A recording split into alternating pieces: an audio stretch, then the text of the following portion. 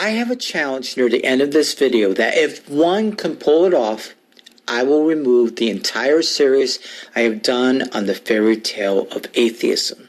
Since atheists are so quick to cast doubt on the existence of God, I decided to return the favor. I picked only one topic, the fairy tale that life could arise without God, assuming aliens did not seed the planet with life.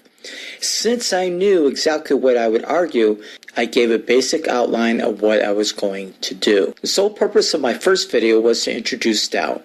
I cast doubt concerning the conditions of the early earth may not have been fit for life to arise as many atheists believe by chemical evolution. And here's a link. Next, I created another video to bring increasing doubt on atheism, which was on the assembly of a potential for cell. I focus on the unlikelihood of 200 or more chains of amino acids not only forming but finding their way into a cell and perfectly being stationed up all by itself. Yet at that point, I did not present my evidence of God, but the comments prove that many atheists were no better than believers at founding a new type of argument, but they do have a preconceived idea of what is going to be presented. And here's a link to that video. Then I proceed with my video on the potential cell coming to life.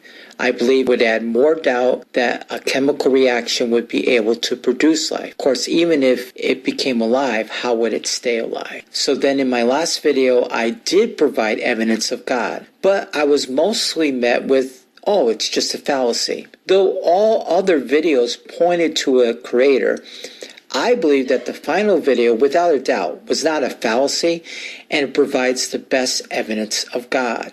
That video brought out a very simple point. Even if we assume that there was a first living cell, the key to remember is that there was no life on Earth at the time if we were to assume the atheist position.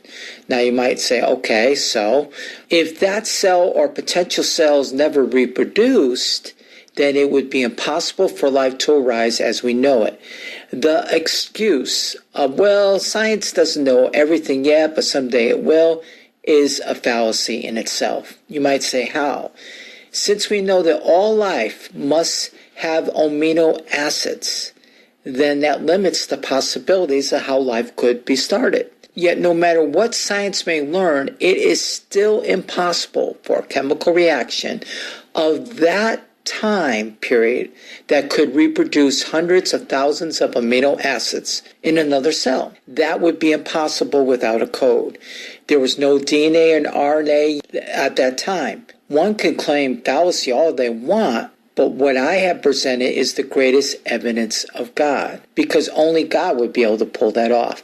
So here is my challenge. Since the early earth did not have life at first, then make a chain of 100 amino acids, not taken from anything living, and make a sequence of amino acids on a chain. So without any DNA or RNA or any amino acids taken from something either that was alive or is alive, and do some type of chemical reaction that will make a copy of all 100 of those amino acids. After all, there would not have been anything living on the earth. That's why I'm asking you to do this.